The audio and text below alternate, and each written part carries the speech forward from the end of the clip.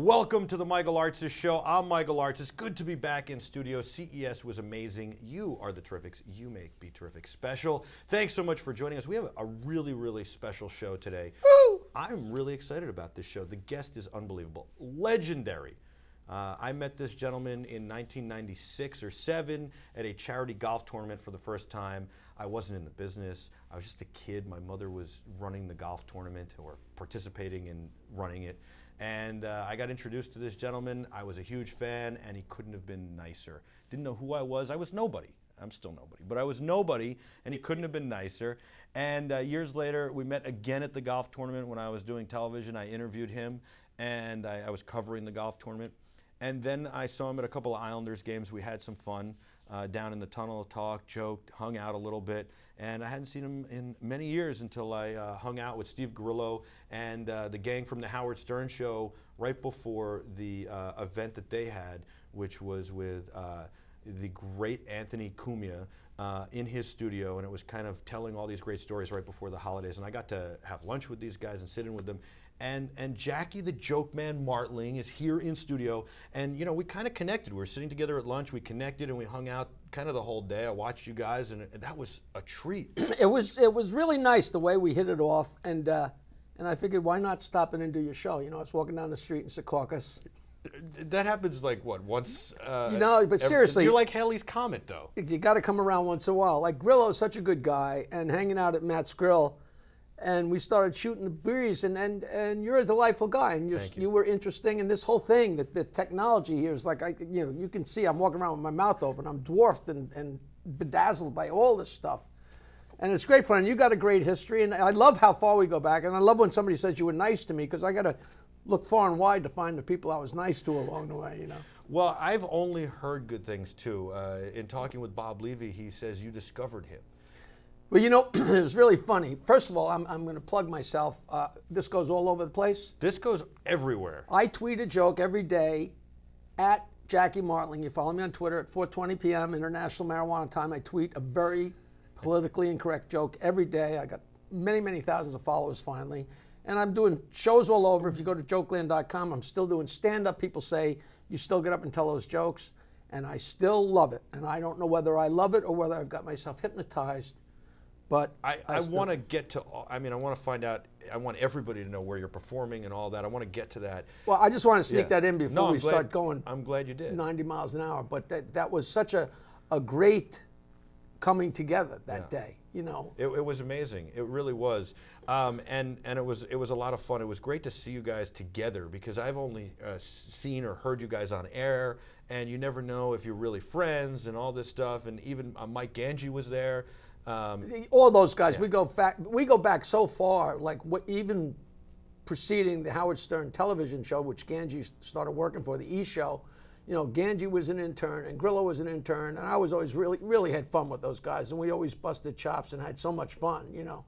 So but the thing that gets me is, you know, you're such a nice guy, and I think that flies under the radar so much, especially because of all the ball busting.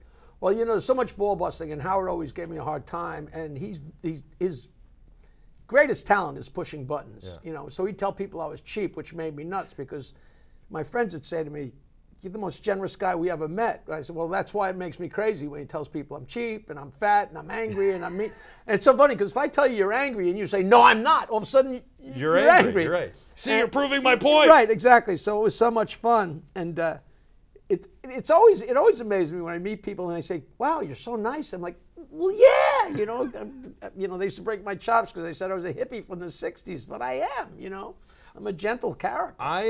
The first time I met you, you looked. In all honesty, you looked like, you know, the show was hard. Getting up that early was hard, and I never understood this. I actually thought of you years later when I was getting up to do New York One. I was anchoring for New York One, and I had to leave. You said, "This is what he was talking about." Exactly, and I had to leave the house at like 3 o'clock in the morning. So you know you know, I used to get up at 4:30 and commute from Bayville every morning.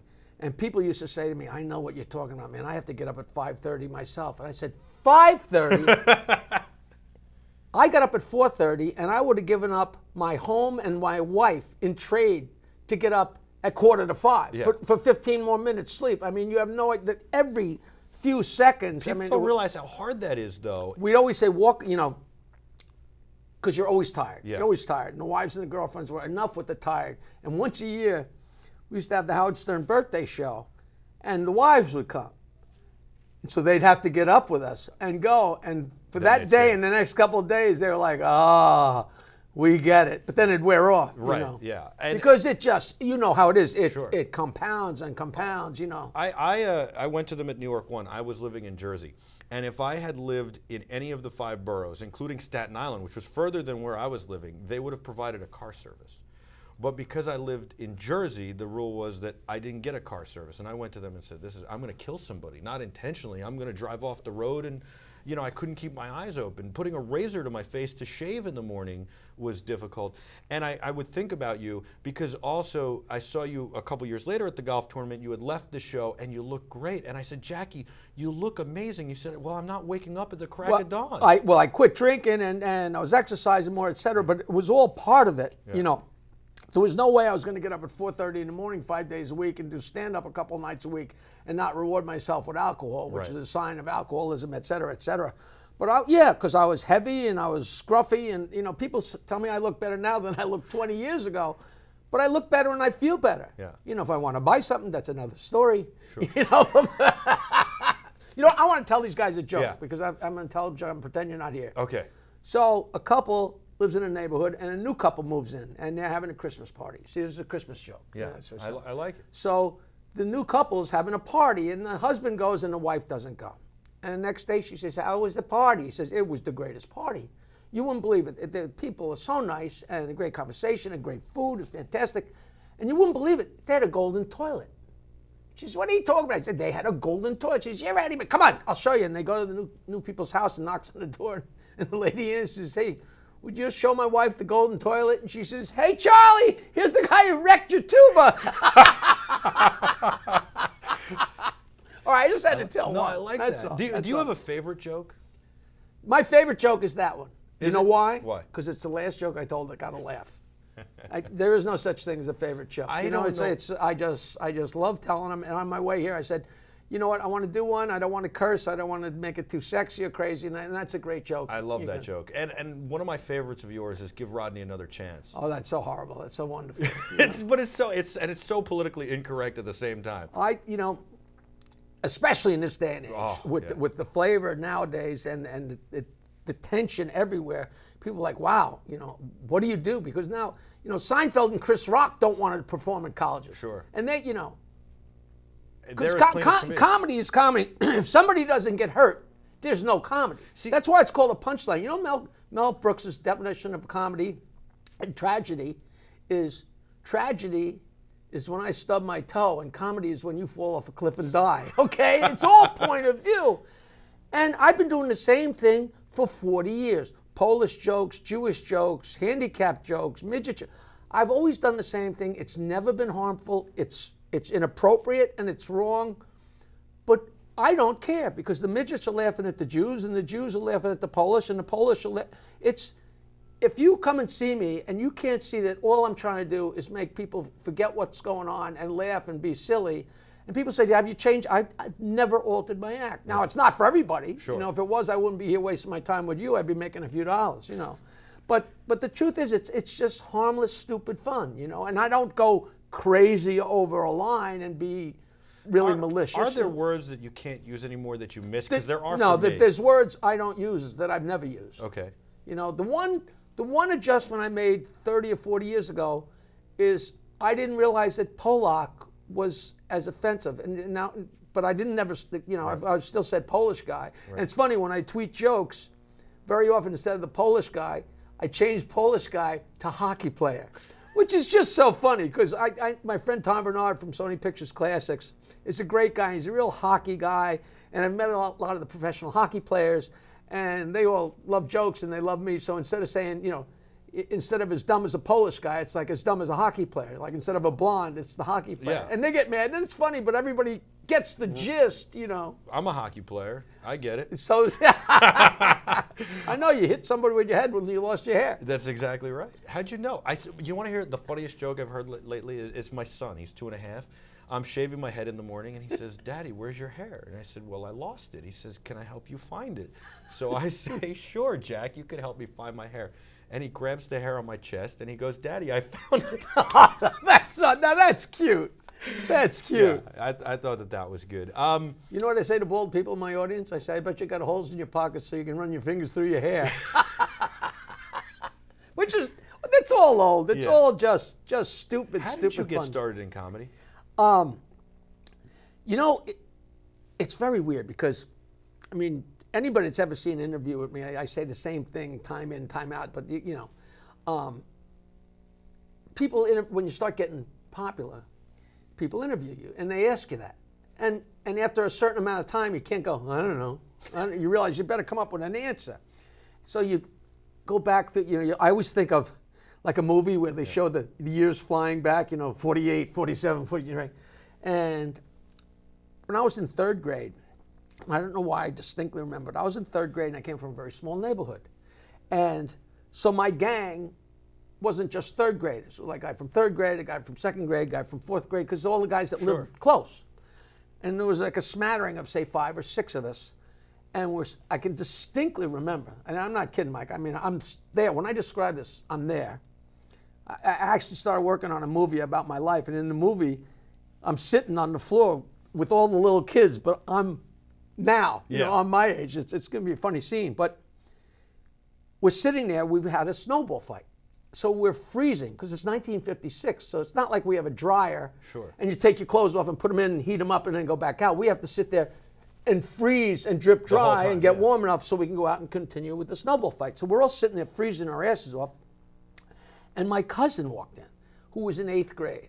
Now, if you're in 3rd grade, your cousin in 8th grade, that's the president of the United States. Yeah. So he comes walking in, and hey, it's Jackie's cousin Pete, and he took a piece of paper out of his pocket, and he read a parody of The Night Before Christmas, which is very dirty. It was and it's been around forever. You know, it's been mimeographed and then emailed and then, you know, Xeroxes, whatever.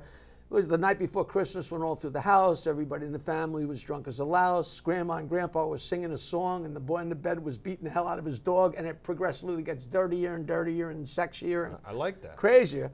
And I like parodies a lot. as he's reading it, I can remember, and I know my ex-wife used to say, Jackie, you're so melodramatic, but I seriously remember looking around and seeing the expressions on the other guys' faces. They were like entranced, like he had them. Like that was his crowd, and he had them, and they were just, you know, longing for his next word because it was dirty and naughty, and here we are, little kids, and he's reading, and everybody was so entranced. And in my mind, it must have clicked or something like, that's cool, or whatever the 3rd grade equivalent in 56, that's neat, or wow, look at the guys. And as far as I know, from that day on, I've remembered every joke I've read or heard, clean, dirty, otherwise. I don't know why. I always assumed everybody did, which is really, you know, it sounds so absurd, but I figured when I knew all these jokes as a kid, as I was growing up, I told jokes, but I figured I grew up in America. Yeah. I'm a young boy that grew up in America, that every young boy in America heard these jokes and knew these jokes. And it turned out some people heard them, but nobody knew them. Yeah. You know what I mean? And there were classic places along the way where the light bulb went off where, whoa, you know? Like a real watershed moment was we went to catch a rising star. Me and my friend Archie read in the New York Times in 1976 or 77 that there was a place in New York City where you could get online and they'd give you a number on a Monday night, and when they called your number, you got to go up and have 5 minutes on stage.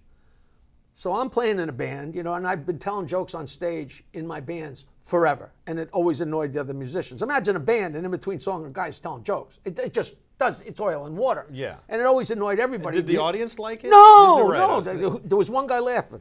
You. Right? So but you know, I'm in front of people. Yeah. You know. The only guy I've ever seen to get away with that is Billy Joel. What's that? He makes jokes, but it's but more he's no, telling but he's just stories being in funny. between. He's telling stories. He's telling stories. But I'm sure if he, the point is, the opportunity is there. Yeah. Especially if you're famous. Like Laura Nero used to tell dirty jokes. But once you're there, when you're not known, right, sure. they don't even want to hear your music, let alone, you know, my music especially. So, but I'd tell jokes. So I was curious. So we went into this show. We sat right in the front. We got there early. And the people would come up and do 5 minutes. Now, 5 minutes is an eternity. Yeah. If nobody's laughing, it's an eternity. So we're watching, and one after the other, these people are getting up, and they're horrible. Yeah. And we're sitting there, we're drinking, we're having fun, and they're horrible. And at one point, the MC is bored, so this is a Catch a Rising Star, so he went out to get a drink or something. Yeah, legendary place. And the MC was David Say, who was on Carson like 8 times, and he's a very, very dear old friend of mine for 40 years now. Right. But at the time, he was the MC. And he left the room to get a hamburger. He's bored, right? So whoever was on stage was doing so terrible, they bailed. Yeah. So all of a sudden, there's a stage at Catch a Rising Star, nobody on it. You jumped on it? No.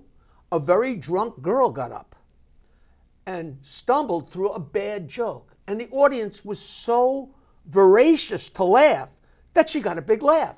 And David came back and said, all right, honey, you know, sit back down. And they brought up the next person.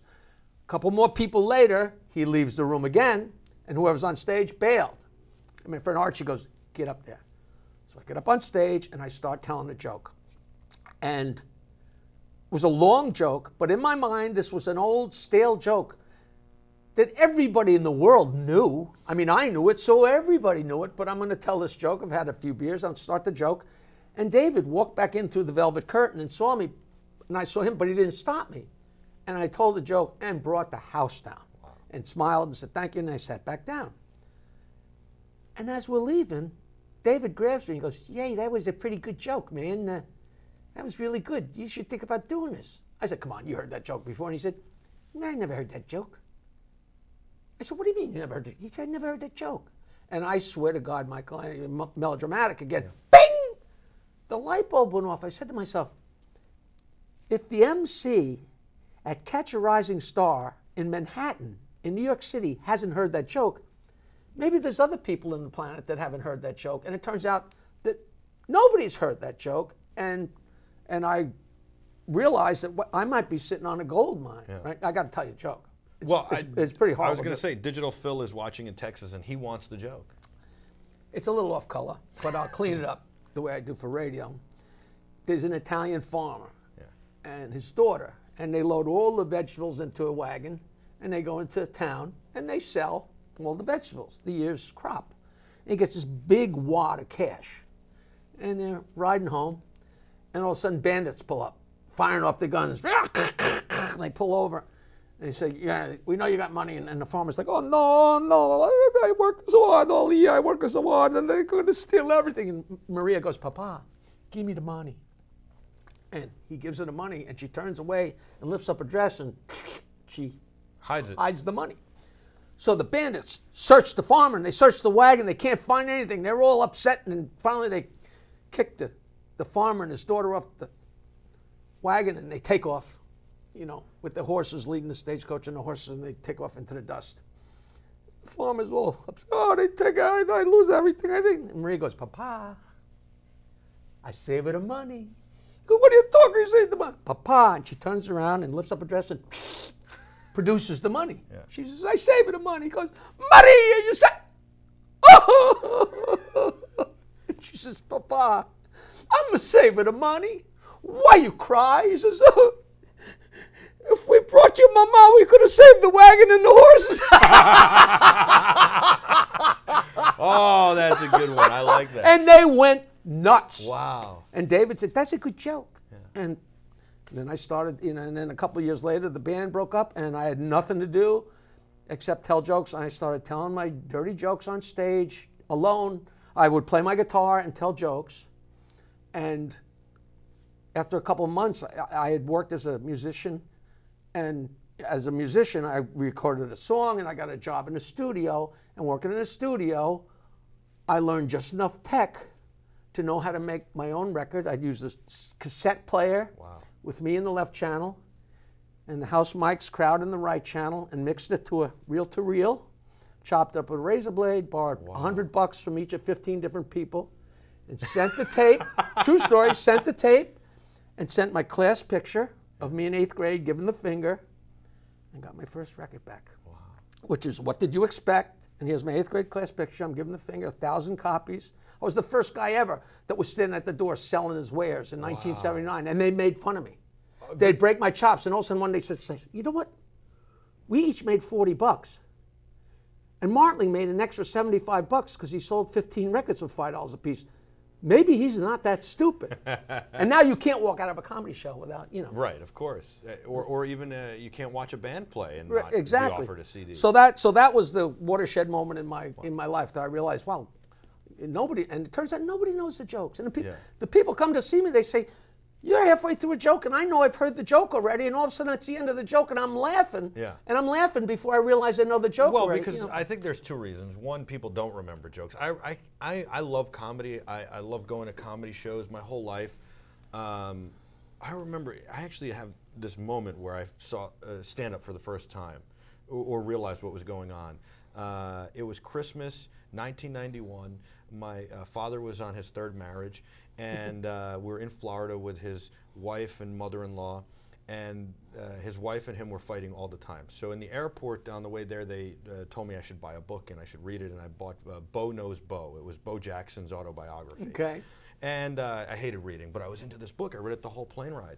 And when I got to Florida, my room was basically the living room and a couch. And so I'm sleeping on this couch, and every time we're supposed to go somewhere, they're fighting. And so it's 3 hours before we ever leave. Right? Gotcha. I'm dressed, I'm ready to go. So I didn't even have cable television at home. My mother didn't want cable television.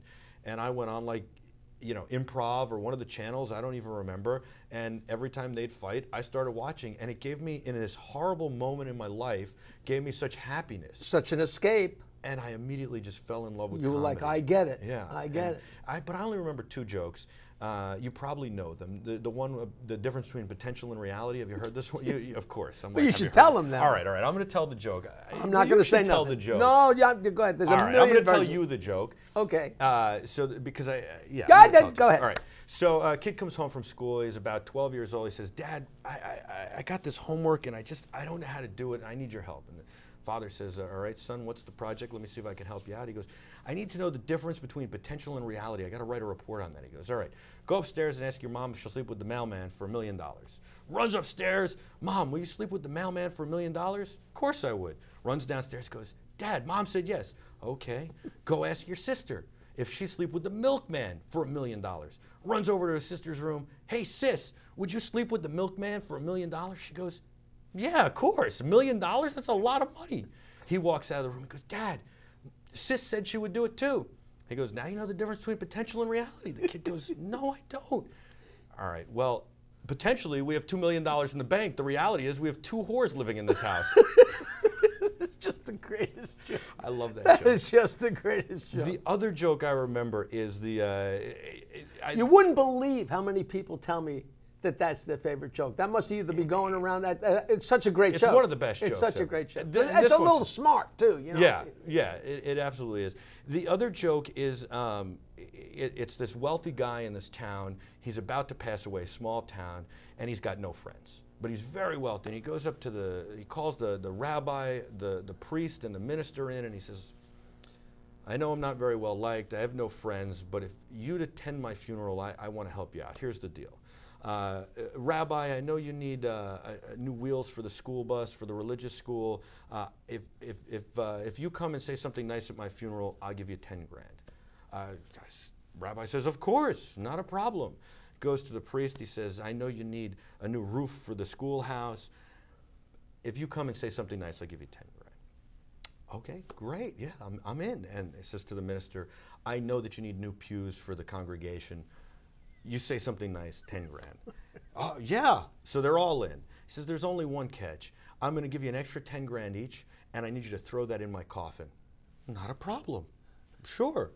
So he gives them 20 grand cash each, And they do the guy dies a few weeks later. They do their whole thing. They each say something nice.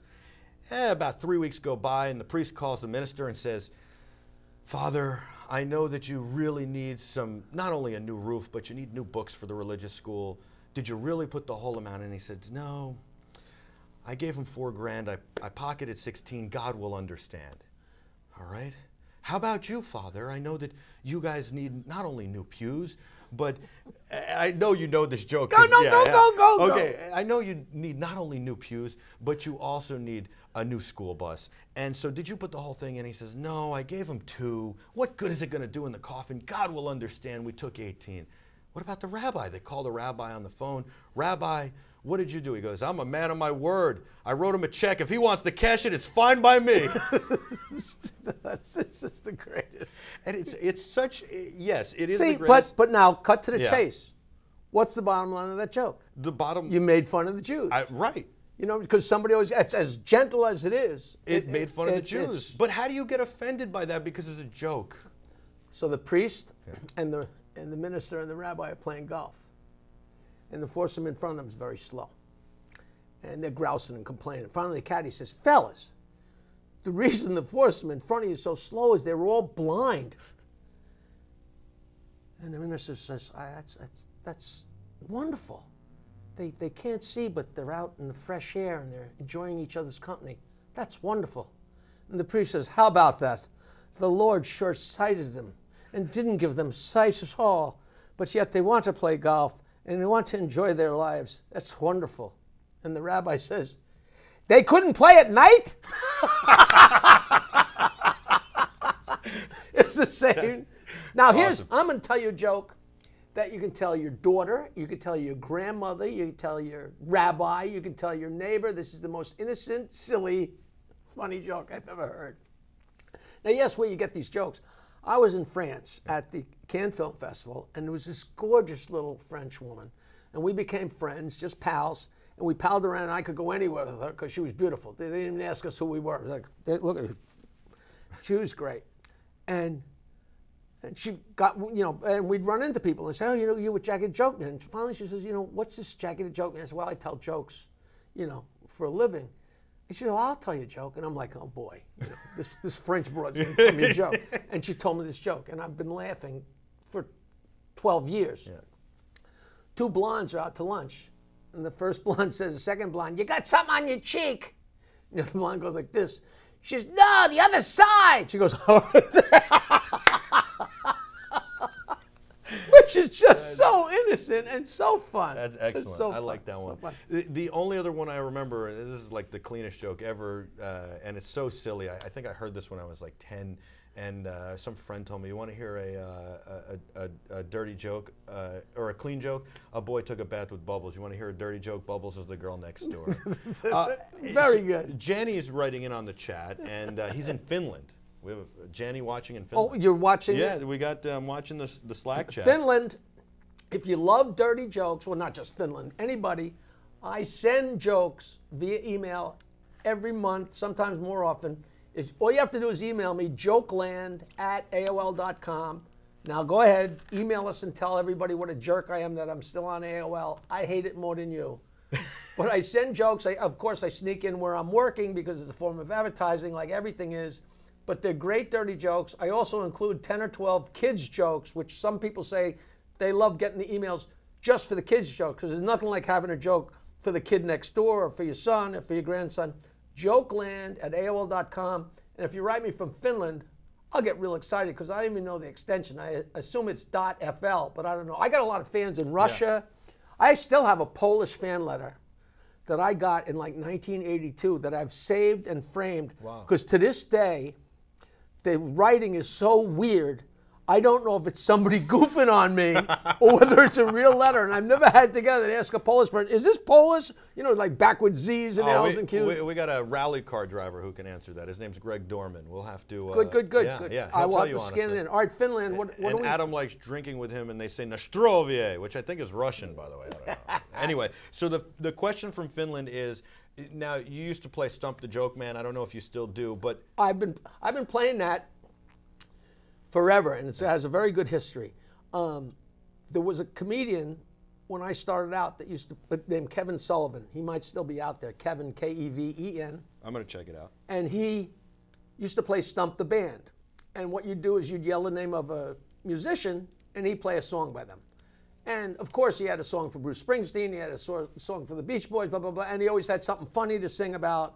And he was great. So I said, you know, I should do that with jokes. And I started doing Stump Jackie because I wasn't a joke man yet. And what I did was I'd have people yell out a subject. Mm-hmm. And I'd give them a joke. But I would use my head. So if somebody said lettuce, I'd say, okay, food. You know, I'd open up the umbrella, you know, unless I had something. And I got pretty good at that. And then when I went to work with Howard, he was like, you know, everybody loves you. You're great. You know all the jokes. We got to come up with some kind of piece of business for when you come back. I said, well, you know, people play Stump Jackie, and he said, you know, why don't we do it with two-line jokes? And it became Stump Jackie and Stump the Comedians. And then Rick Dees named me the Joke Man a while later. And I became Stump the Joke Man. I've been doing it for 40 years, and I got Stump the Joke Man t-shirts. And Finland, since you asked this question, if you email me your street address in Finland, I will email you a Stump the Joke Man t-shirt. I have large and extra large. Wow. I ran out of the triple extra large, the Rosie O'Donnell size. I ran out of those. But I would love to send, I have pictures at home of my fans wearing them in Russia, wearing them in England, you know, in front of like, you know, street signs. That's amazing. Well, he's got to take a picture and send it to you then. What? Yeah, take a picture in front of a fjord. What's his? Jenny wanted to know. Okay. Do you ever get upset when you get stumped? Or you know, it happens occasionally, right? It happens plenty, and it's the greatest game. Yeah. Because what I do in my live shows, I do jokes for an hour, and then I play Stump the Joke Man. And the game is you raise your hand, and you give me the first line of a two-line joke. And if I know the answer, you're a dick. And the whole crowd, 1, 2, 3, you're right, and everybody yells dick. But I got girls on stage, 5, 10, sometimes 15 girls. So we do the guys, and then I do the girls one at a time, and you know, I insult them and have fun with them like Groucho Marx, and it's a great time. Now, I usually know all the jokes, and it astounds the crowd, and because the jokes people know are usually the jokes that everybody knows, that, right. You know, and I just remember them, I just do, or I can figure them out. So the audience goes nuts. But when somebody stumps me, they go even crazier. It's a no-lose situation because they're cheering for the person that stumped me. I was doing a Rascals Comedy Hour, and this is live on tape somewhere. And a girl came on stage, and, you know, what's your joke? And she said, why do they bury Jewish guys standing up? And I said, that really sounds like a joke. I should have known in 6th grade.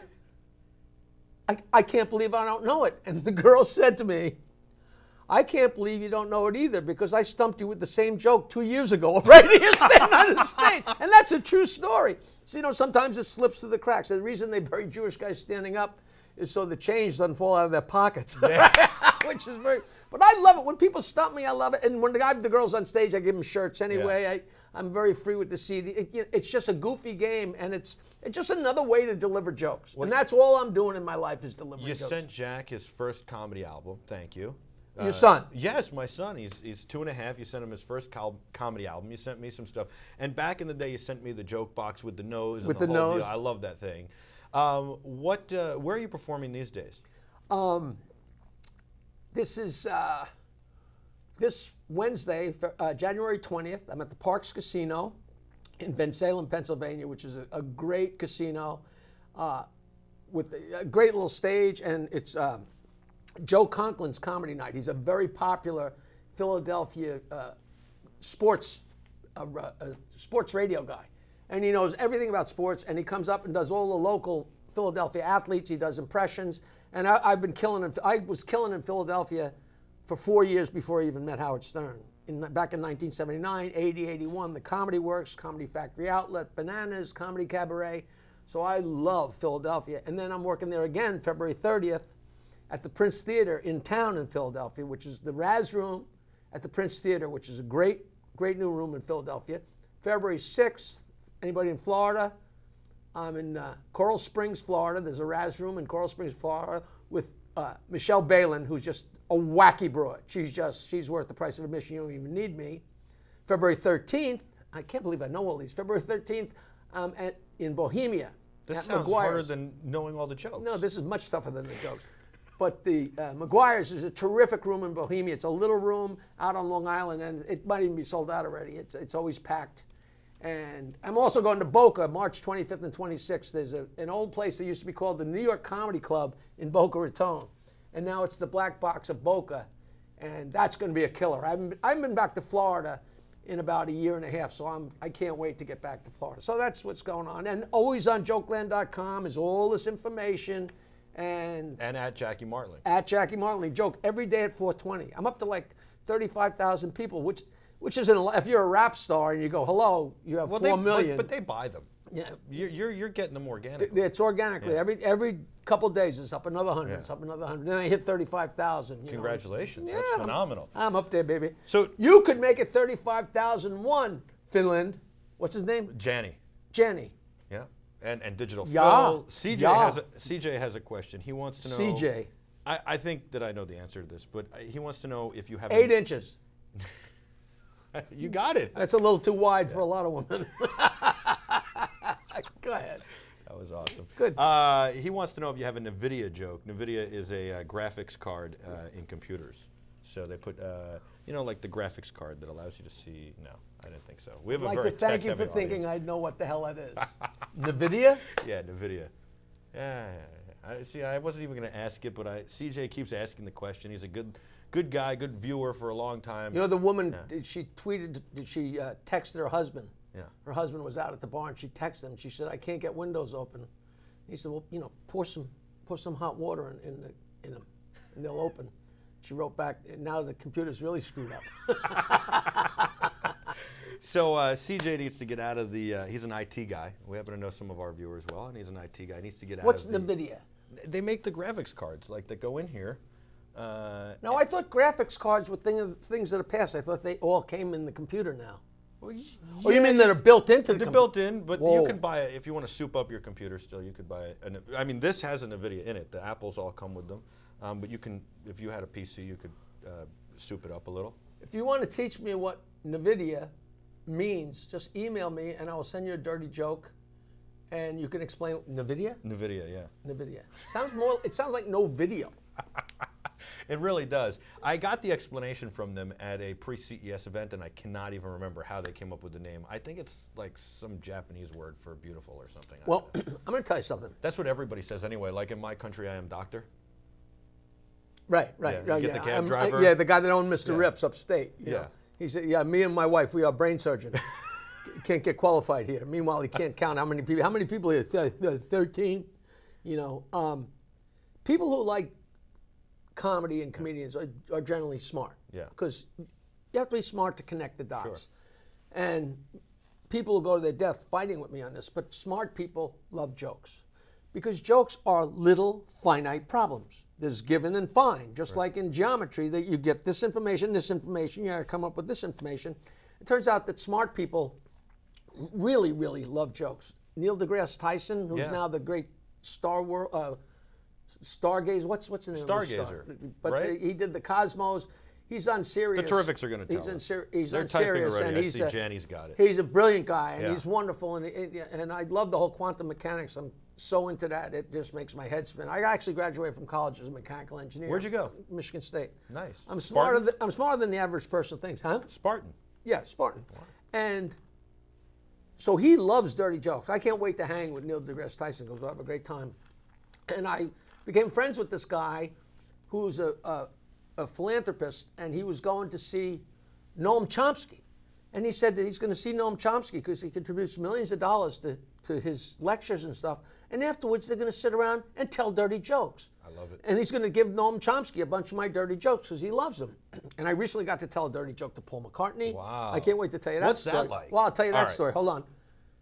But it turns out that smart people really, really like dirty jokes. And it's funny. And that's why I encourage you people. And that's why I want to talk to you about Comedy Wire, because people love jokes and love writing jokes because smart people like to do that. And there's a way everybody can do it. But everybody knows that I love jokes and love everything about jokes. And I was at a film festival. And a guy came up to me, a 60, 70-year-old Jewish guy. He said, Jackie, I got a story to tell you. One of my best friends, his grandfather was one of the great cantors of all time. He was a world-famous cantor at the turn of the century. And he hung around with Enrico Caruso and all the glitterai of that era. And one of his best friends was Albert Einstein.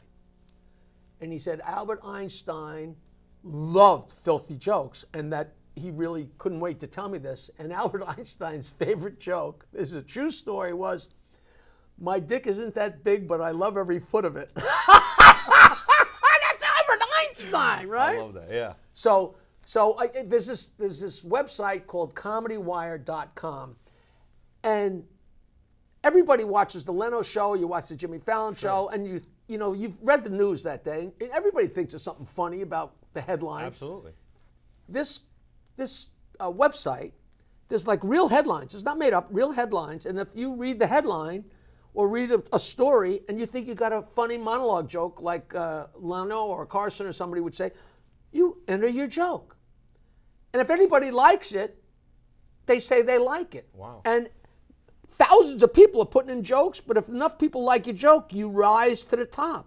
So it's completely level playing field. It could be the greatest writer in the world, or it could be just Joe Schmidlap from Finland, and if it's a funny joke, it raises. So go to ComedyWire.com. I got no stake in it. I'm not part of the company or anything. Do you put jokes on there? I did a little bit in the beginning, and they're very good friends of mine. But it's a game for people that really, because there's people that really want, and some people are getting gigs out of it. Wow. Because if somebody gets a couple of major hits, people are like, wow, that guy could write. Yeah. And Tom Leopold's part of it. And Tom Leopold's one of the delightful guys of all time. He wrote a lot of the Seinfelds, a lot of Cheers. Every time I watch a Seinfeld, it's a great episode. I'm like, oh, that was a good one. All of a sudden, story editor Tom Leopold, oh, that son of a gun, he's in every one. I always thought a great Seinfeld storyline would have been George and Kramer going to AA meetings to pick up women.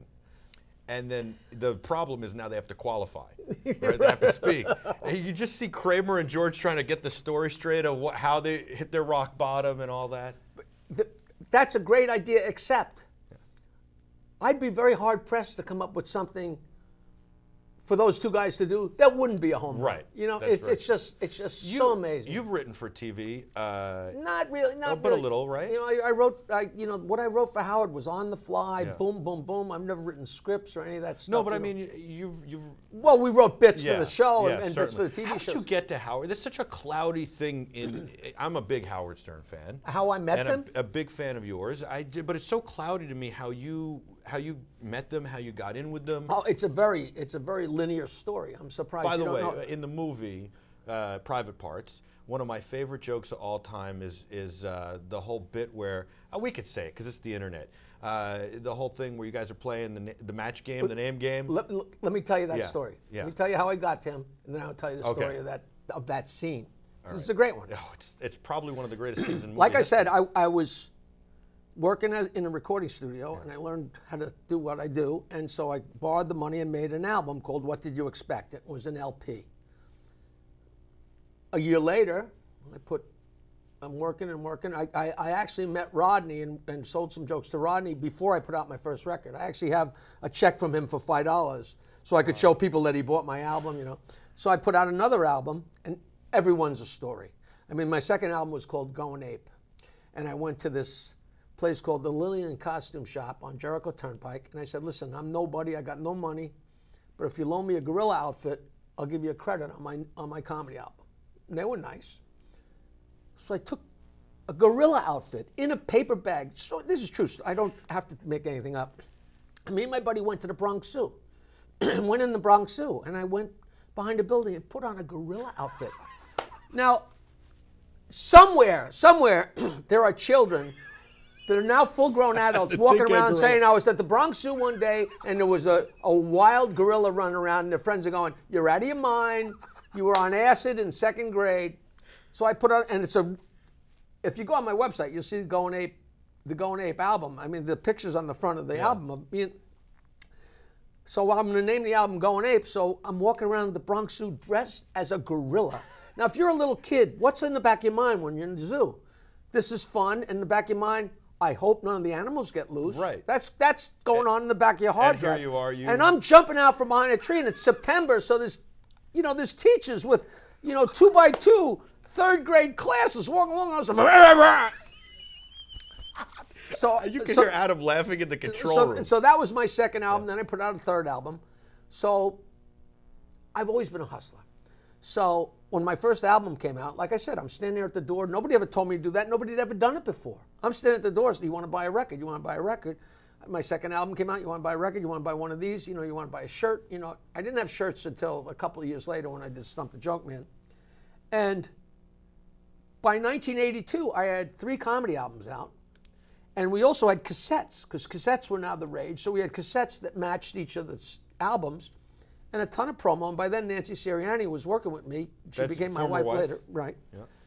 And we were mailing out, like if I met you, like I met you at Matt's, give me a business card. You give me your business card.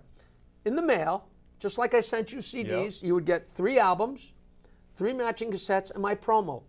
Not if you were just a club owner. If you're somebody I met in passing, because who knows who's going to hear the joke. Sure. I got endless stories of things I've done and people I've met because I got called because this guy heard a record and why don't you come. I went for free on the Windjammer Barefoot Cruises a couple times, but the captain heard me and he let me go for free on a cruise because because he knew if he put me in the boat and gave me a few drinks, I'd entertain the people. So he went. That's all it takes? That's all it takes. So, especially back then. So it's 1982. At that point in space and time, and I'm not exaggerating, I picture 3 albums, 3 cassettes, mailing them, buying the albums, buying the cassettes, the postage. Just imagine the cost incurred. We must have sent out between 350 and 400 packages. Wow. I mean, we had no. I was operating Governor's Comedy Shop. I helped them get started on Long Island, and we were making money, but not throwaway. But if I made a dime, I invested 15 cents. Just in my mind, I had no idea where I was going, but I was on my way. Okay, and Nancy never questioned. Like we're both like born sorry. Like where we're going, we don't know, but we're on our way, and we're sending all this stuff.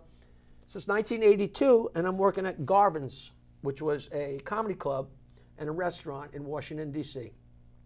And the owner, Harry Montecruso, says to me, Jackie, there was a guy that used to do broadcasts in his underwear on Friday morning sometimes here. He's out of his mind, and he just got fired from DC 101, but he's moving to WNBC in New York. You should get in touch with him because you guys would hit it off.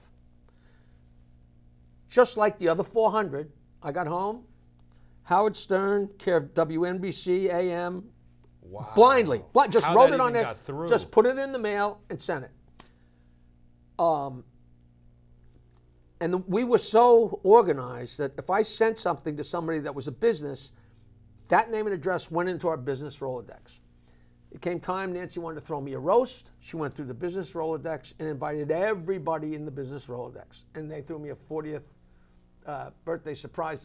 No, it wasn't that. It was a surprise roast long before my birthday party. It was a surprise roast, and she invited everybody. And a couple weeks after that, I got a phone call. Well, Nancy calls me up. I'm in my mother's attic. You have no idea my history. I'm in my mother's attic with this 10 answering machines for my dirty dial joke. 516-922-WINE. Is that still a number? 516-922-9463 for 36 years. Wow. If you dial that right now, you'll hear me tell you dirty jokes and where I'm working. 516-922-9463. I swear to God, the story of that is a novel. It's not still in your mother's attic, is it? It's not still in my mother's attic, but it was in my mother's attic, 10 machines. And I'm in my mother's attic because that's the first joke we're in. And we had finally found a place to rent. And Nancy calls me up and says, that guy Howard Stern called up. I said, really? Yeah, he wants you to call him. So I called NBC and Howard Stern, please. He got right on the phone. Wow. Jackie, this is Howard Stern. I'm sorry I didn't make it to your roast. I didn't know, but Nancy had invited him because he had gotten the package and was, makes sense. On the list, yeah. Sorry I didn't make it to your roast, but we're having a talent contest over the telephone today. Would you like to come in and be a judge? Now, I'm working at Governor's Comedy Shop in Levittown. I'm in my mother's attic. Do I want to come into WNBC in Manhattan? Nah, thank you, Howard. Have a great day. Yeah, I got a toe ache. I said, I'll be there before you hang up. I go in there, He's taking phone calls from people pulled off on the Jersey Turnpike, calling in and singing Strangers in the Night. It's hysterical. And we have a great time. And when I walked in, I sat down. It was me and Howard and Robin and Fred. Same as the last day I worked in 2001. Yeah. We laughed for 3 or 4 hours. At the end of the day, he said, man, you're fun. Why don't you come back next week? So I came back once a week for 3 years for free. Wow. Along the way, I'd come up with an idea and give him an idea or maybe write a line, but it was very slow at first because it was kind of funny. Like, I gave him some material that he used to do a thing called Mama Look a Boo-Boo Day. Yeah. Which was a traffic report, a black traffic reporter, like he was talking through a megaphone. And after I was there, I said, here's some material for Mama Look a Boo-Boo Day. And he looked at me like, you know, he didn't say, he was like, right. I need your help. But it was so early on that I would listen to the show, and all of a sudden, I hear Mama Look a Boo-Boo Day doing the stuff I gave him. I'm like, and the next time I came in, I said, here's some stuff. And he was like, thank you. You know, I was like, but it wasn't uptight. It was very subtle. And slowly but surely, I was passing ideas and passing ideas. And then he got fired from NBC and went to K-Rock. I was still on 1 day a week. And slowly but surely, I passed him a note here and there. And all of a sudden, they went to mornings, and he called me up and said, I made millions of dollars, and we on in 55 stations, and we're #1 in a lot of them, and we were huge. And my entire job description, the only discussion we ever had was, we're going to mornings, I need a price for 2 days a week. I want you to come in and do your thing with the notes. That was the end of the discussion for 20 years, for 15 years. Wow. Do your thing with the notes, which is me writing notes. Right, sure. And we went to mornings. I was there 2 days a week. After a couple of weeks, 3 days a week, and then 4 days a week, and then 5 days a week, and then we syndicated to Philadelphia. I say we. He syndicated to Philadelphia, and we went to Pluto. Wow. We went to Pluto. And did you ever, like, was it always notes the whole time? Did you ever, I know you wrote some bits and stuff, but did you ever progress to computers or instant messages or anything? What I did was I literally wrote on 8x10 paper, 8x11 paper with a Sharpie, and he had like a loose leaf in front of him. He had a loose leaf here and a loose leaf there, and it was open here so you could see Robin. And on the side of this loose leaf was the size of a page. I would put a note, and I'd physically put it there. When we went to the E channel, they put a bin here with a lipstick camera. So then I'd write the notes and put it under the lipstick camera, which came up on a computer monitor. But it's basically the same thing, so we could look at Robin. Right. And, you know. Very cool. And not only that, when I started writing, it also gave Fred a conduit. And Fred is the most talented, one of the funniest guys ever. I've met them all. Yeah. I've met them all, and he's faster and funnier than anyone. I mean, if you're talking to him and you say something, before you finish what you're saying, he has something funny to say back. He's that quick. He's so quiet, though. He's so brilliant. And with me being there passing notes, you know, I was passing Howard little things once in a while, you know, during the 3 years. And then finally one day I said, this is stupid. And I actually got a stack of paper and a Sharpie so I could do it right. And then when we started mornings, I would write a note and give it to Howard. Once in a while, Fred would write on a scrap of paper and pass it to me, and I'd have to rewrite it. And one day I actually got a stack of paper and put it in front of Fred and said, here's the paper, here's a pen, write it. So when he passes it, I could just, because if he writes it and I got to rewrite it, you know, we're moving so fast that, you know. How about the sound effects that Fred would, especially back then, you're talking, people don't realize what 8-track cartridges. cartridges. Yeah, cartridges. Well, he had them on a spin thing, and he, like the Good Humor Man, reaches in and pulls out a toasted almond. He knew where everything was, but he'd read the paper, you know, and if there's a plane crash, or if there was a car crash, or there was a railroad crash, or a dog got hit by a truck, he would have, he had the deck stacked a little bit in preparation. But there was times where he pulled stuff out of the... And not just one. It'd be boom, boom, boom. I can't overstate his brilliance. And it's not because he's going to come after me with a crowbar. I mean, he's that funny and that brilliant. He's the brains of that operation. He was on that show a year before Robin. I mean, helped build the entire Sure. thing. He's, you know, I love him. Fred, I love you. And Robin too, you're close with to this day, right? Yeah. I mean, you have a love-hate relationship. Well, no. Well, we never had a problem. You know, it's so funny. You know, I did Artie's direct TV show, and then I did his podcast a couple weeks ago, and people send emails like, "It's good to see you guys getting along." Me and I've known Artie and been his friend forever. He started on the show 8 months after I left. Yeah. There was never any strangers passing in the night. Did you like Artie on the show? Did you ever listen? I never. People don't believe me. I never listened to the show when I was on it. I never listened to the show after I left. I never listened with Artie, without Artie. I'm a huge fan, and I like Artie, and I've met Artie, and I think he's a great guy. I think he's a funny guy. I did not like him on the show, maybe partially because I loved you and you were replaced. But I actually, when Howard had the Jackie chair going, I thought A.J. Benza was the best fit of all the people. Unfortunately, he punched Stuttering John, and that was the end of that. But I never loved Artie on the show. Well, you know, it's one of those things where it's Mets and Yankees. Like everybody has their opinion, what they like, what they didn't like. Just like. A lot of people say, "Oh, he was so much better than Jackie." Blah, blah, blah. To me, you had smart humor. You had good timing. He seemed to just be the loud kid in the cafeteria who had the childhood humor. It was like, "Hey, why don't you take your top off, baby?" And I'm not making fun of him. I'm not trying to. In truth, he really is delightfully he smart a funny guy. and brilliant. Yeah, I know that. I'm not knocking him. I'm just saying, to me. So I can't really defend anything because I didn't listen. Yeah, but to me, he would always go for the. So for you, I thought you went for the smart, intelligent jokes. You left. Sometimes you missed, or sometimes you went in with the cheap joke.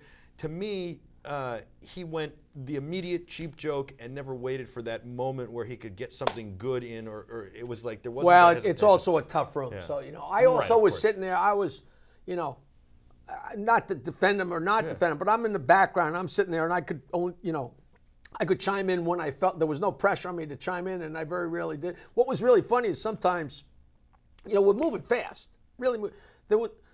And I should have, I saved every note that he ever said that I wrote. So I've got these somewhere in the thousands, and they're in my mother's attic in that same room. I mean, if I showed you a picture, I mean, you know, 8/11/94, and there's a stack like this, and there's a stack from that whole month. Are the answering machines still set up, just not active? No, they're not there anymore. But there's not even hardly many pictures of them. It's very sad. I got one great picture. I would love to see that. And there's also video somewhere where I set them all off at the same time. The stories of that machine, with those machines, and that number, 516-922-9463, the stories of that whole thing and where they came from and where the calls came, it's amazing. It's just phenomenal. But there were so many times where 10, give or take 5, but a lot of times where I wrote something, and just as I wrote it, Fred handed me a note, and it was verbatim. Wow. Word for word, the same word or the same 2 words, he had written exactly what I had written. How wild is that? That is wild. And you know. I think one of the funniest bits ever is when Howard calls and gets through to the Princess Di's people when she's staying in New York and says he's Prince Charles and gets through. Was that written? Was that a bit? I don't remember Princess Di, but what would happen was the blue collar people were huge fans. And, you know, limo drivers and hotel people would call, you know, a guy called up and said, "This is, you know, I'm the limo driver for Sammy Davis Jr. and this is his number in his hotel room." And this is one of the funniest things that Howard ever did. He called up Sammy Davis's hotel room, and you know, we're all sitting there like, you know, like this, just like when Stuttering John asked Ringo a question. We're all like, ooh, you know, like queasy.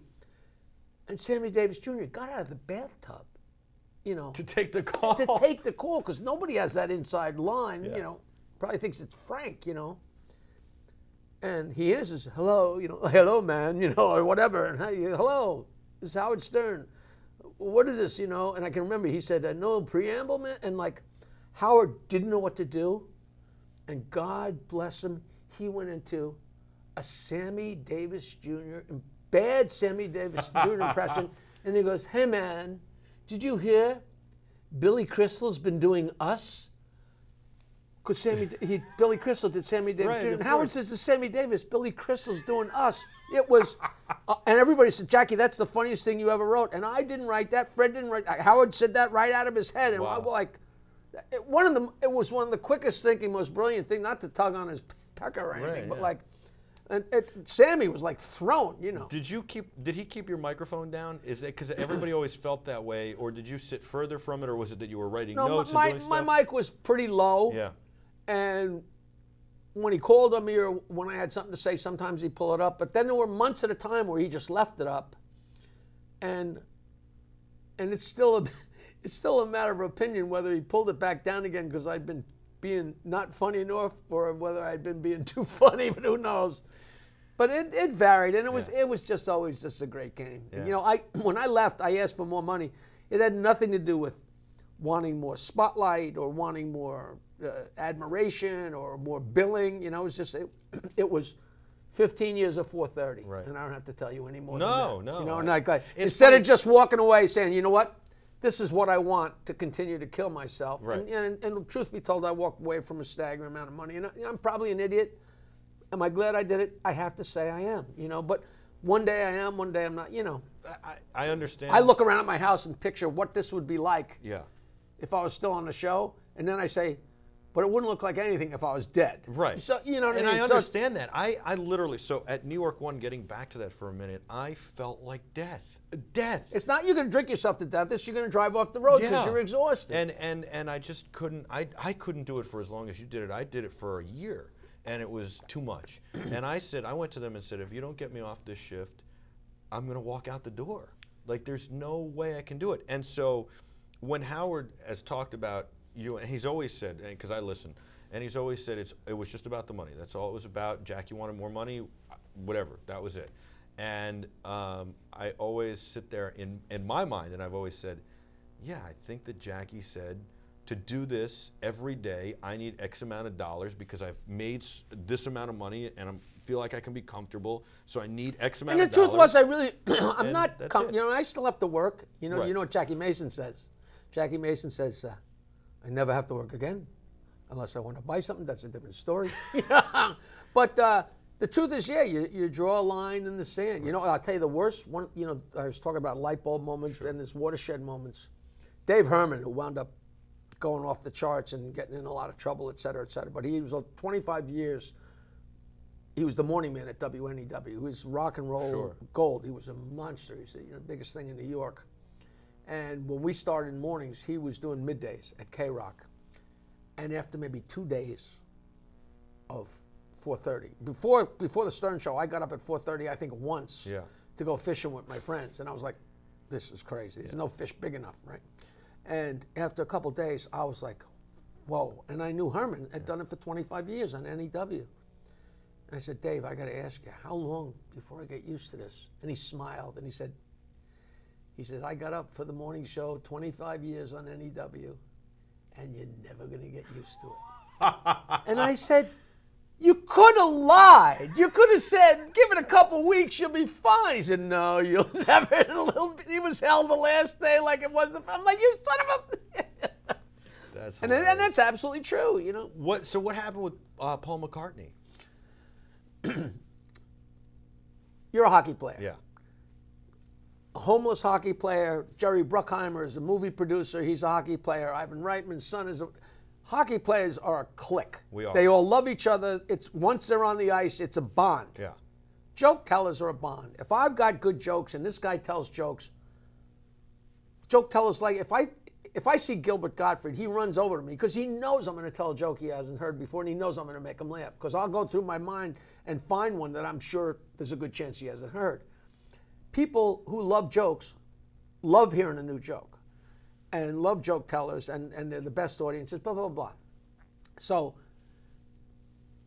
early on in the Stern Show, Noel Redding used to come on the show. He was the bass player in Are You Experienced, the Jimi Hendrix band. He said, oh, we had such a, we talk after the, we had such a marvelous time last night. Me and my wife were out with Paul and Linda. Oh, we had dinner and we told dirty jokes for a few hours. I'd be like, Noel.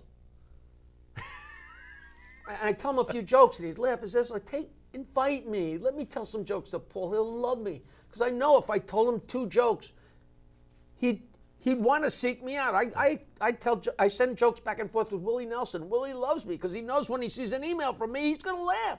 Or he's going to, if he doesn't hear a new one, it's going to be one he hasn't thought of in a while. And it's really fun. You know, now he's my friend, and I have video of me and Willie telling jokes on the bus. You know, like, it's got nothing to do with me. He likes jokes. So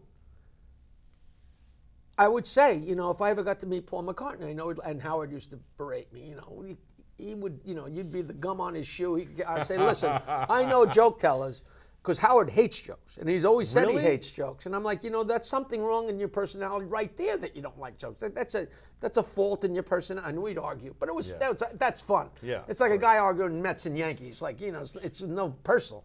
So he'd say he'd hate you. So meanwhile, I leave the show. 2 months after I leave the show, Paul McCartney's a guest. You know, like, I actually know the guy that walked McCartney on the show. This guy was a friend of mine now. And he was the guy that was there with McCartney. He did work with him, and he knew the Stern Show, so he brought Paul to the show. And Paul said, you know, what should I do? You know, because when you walk into something like the Stern Show, you want to be hip, especially you're a Beatle. And the guy said to him, Paul, if you really want to blow people's minds, just go out, and the first thing out of your mouth, say F Jackie. And he said, and he didn't do it. And he said, you know what? He probably got out there and he Beatle or no Beatle, he was probably a deer in the headlights because I had him convinced to do it. Imagine if McCartney had his. Oh my God. So, but meanwhile, that ship sailed. So at any rate, so of course, forever I've been trying. You know, I went with my friend Toby Ludwig all the way out to a McCartney concert in Phoenix because they were having a pre-party with the band, very VIP thing. Sure. The sound check went long, and the entire band was there except for Paul. You know, I kept missing him. I've sent my joke machines and my albums and my joke books to Paul at MEB and blah, blah, blah, all the play in London and here, you know, via John Eastman. Sure. To this day, I don't know if he's got a stack of Jackie the Joke Man stuff like this or whether he's got nothing, you know. There's a Billy Joel story, but that's something different. And so I never knew if he had any idea. But the whole world knows how badly I want to tell jokes with Paul McCartney. It's just one of those things you know. So I have a new girlfriend, this lovely girl, Barbara, and we get invited to The Big Short, to a screening, which is a great, have you seen it? No. It's so good. It just got nominated. Wow. It's really great. It's about the guys that bet against the housing industry, you know. Whoa. It's huge, and so I got invited to screening. It's produced by Tina Fey and Lorne Michaels. So Lorne Michaels is there, and it's the Glitter Eye. You know, sure. it's just a little. I probably shouldn't be there, but my good friend Tom Bernard gets me invited. It's like a Peggy Siegel thing, and she's like the top of the, you know, top of the pile. So at this, you know, this small cocktail party before the screening at MoMA, and down the stairs here comes Paul and Nancy, his wife, and Barbara's like, "It's Paul McCartney. You got to tell him a joke." And I said, listen, this is a pretty highfalutin party. You know, there's a lot of famous people, stars here, and people that have been around the block. And I'm sure there's not one person in this cocktail party that doesn't think they have a perfectly good reason for going up and starting a conversation. Sure. Oh, Paul, I was 3 years old and I was at, you know. Yeah, he's got to listen to this all day long. And that's the reason he can go to a screening in Manhattan, because nobody's going to do that. Right. That's not going to happen in Manhattan. And you don't want to start the wave. You're the No, first guy going up to no. him. Hey, Paul, let's do a selfie. Yeah. But I'm standing there, and Michael, we're standing there, and it's not real crowded, and he walks around the perimeter, and all of a sudden, him and Nancy come walking. I'm talking 6 inches away from my nose, and Nancy passes by me, and he's going right past me, and kind of, you know, like how you nod when you're walking past somebody. And devil struck me, and I just touched them so lightly, stopped them. You know, I said, "Can I tell you a joke?" And it kind of didn't shock him. He's just like, "Sure." And I told him a joke. And he laughed out loud, and he said, "I like that one." He didn't say, "Hey, mate, I got one for you," and he walked on because he was on his way to Lorne Michaels. So I checked that off my bucket list. That's pretty cool. Now, I'm going to tell you the joke. I would like it. The F word makes it a much better joke. Tell it with the F word.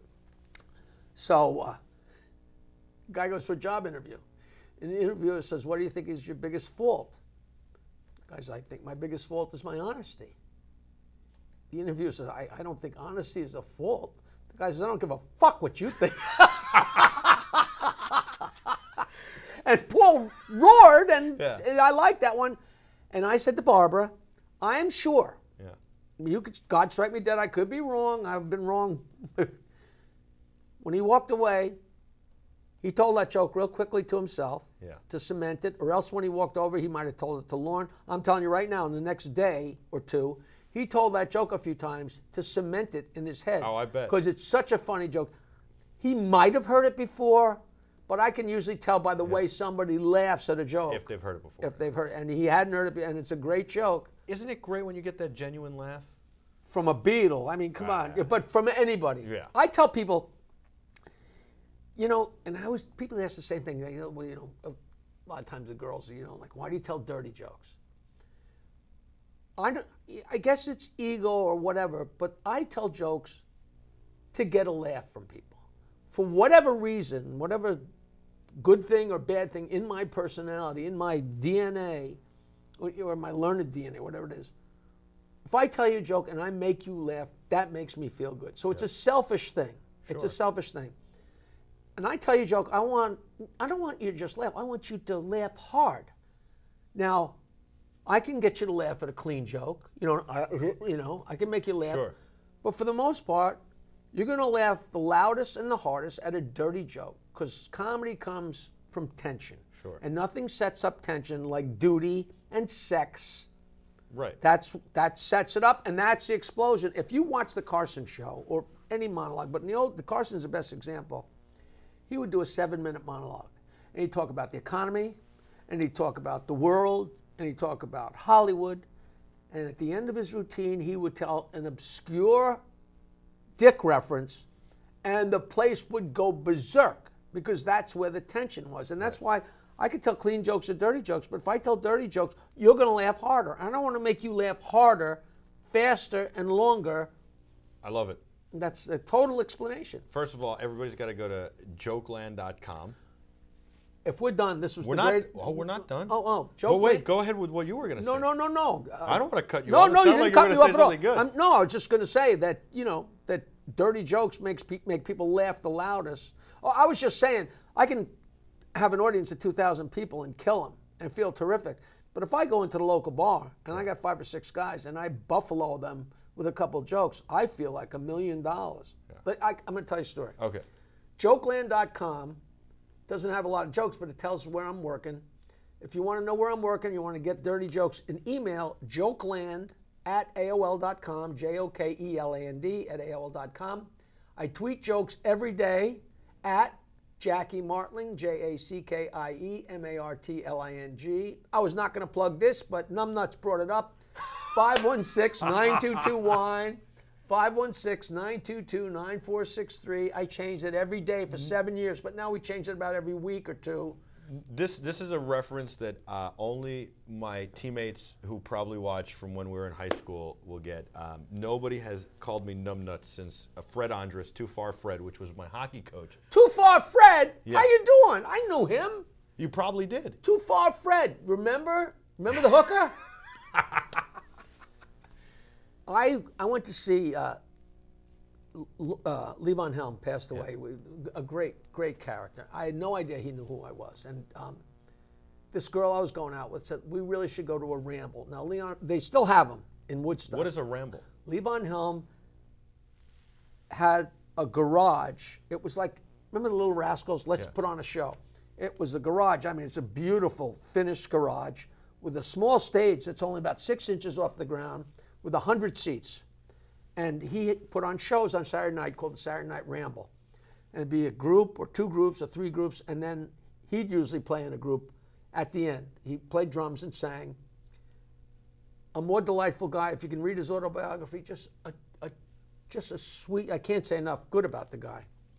And we went up there, and I guess he got wind that I was coming. And I didn't know he knew me. So there's 100 seats, and the stage is here. And Levon's here. And we sat here and here. I could literally stop his cymbal by reaching out. And he sat there and played and was smiling at me the whole time. And I'm thinking, it looks like he knows me. And maybe it can't be a coincidence that we're in these seats.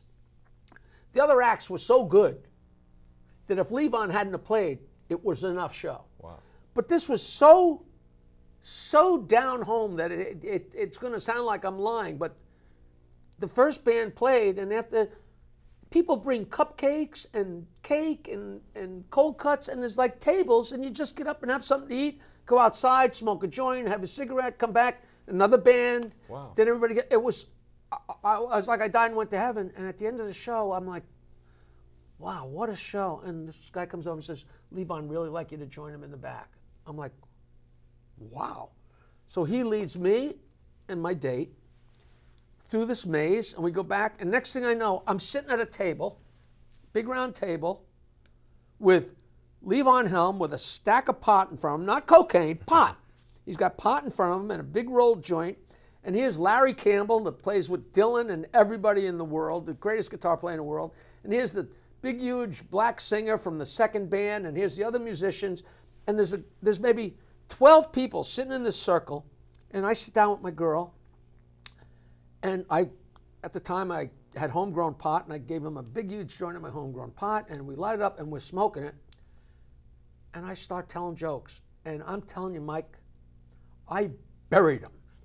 Like, it was just one of those things, like, I couldn't believe the good fortune that the show was so good, and Levon Helm knew who I was, and now I'm sitting with this who's who, and I'm like, and he's like, come on, Jack, give us one, That's amazing. And I started, and for 20 minutes, I mean, I might as well have been going around and hitting these guys with a sledgehammer. I was killing them. We're smoking pot, and I'm killing them. After about 20 or 25 minutes, I got up. I said, come on.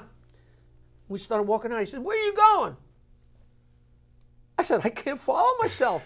I said, I can't be any funnier than I've been for 25 minutes. I'm getting out while the getting's good. And I shook his hand and gave him a hug and we left. Wow.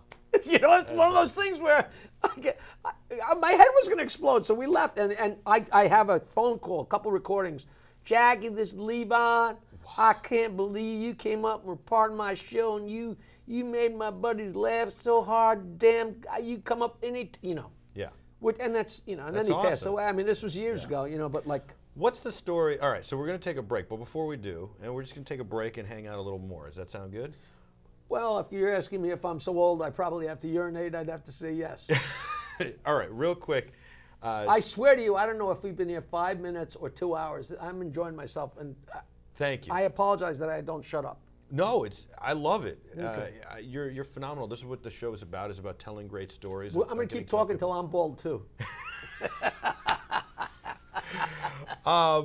So the private part story with that scene that I love. We'll do that when we come back. We're going to do it when we come back. All right. We're going to take a quick break. And we're also working on a project that's going to set the world on fire that I just gave Michael this idea, and me and him and his partner Adam. Stay tuned. We're going to blow your minds. We're going to make so much money. As they say, from his lips to God's ears, we're going to come right back. And no, it's a great idea. We can't talk about it. Shut up. All right. We're going to come back. Go to jokeland.com. In the meantime, at Jackie Martling. I'm going to tell you one more joke. Guy says to his wife, give me a blowjob. She says, be more romantic. He says, give me a blowjob in the rain. We'll be back right after this. Don't go anywhere.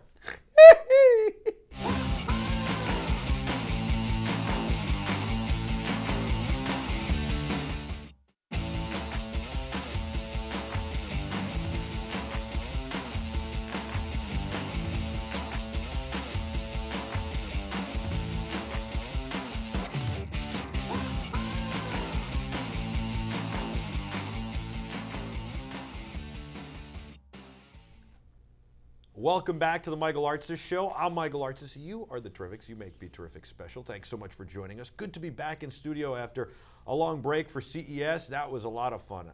Epic.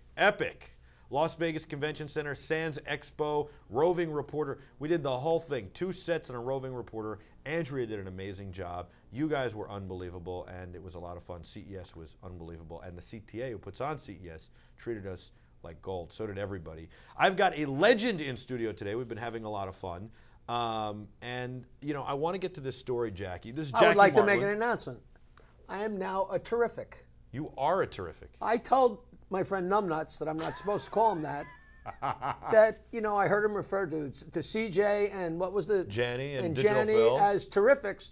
And intuitively, I should have known, of course. I thought maybe he was just saying that to be silly, but it's like I have my Jokeland Army. He has his Terrifics, which I think is wonderful. I told him he should go look up Tom Terrific, who was a terrific little He was a little cartoon guy in the 50s, because that could be his guy. But hello to all you Terrifics, and I'm a new Terrific.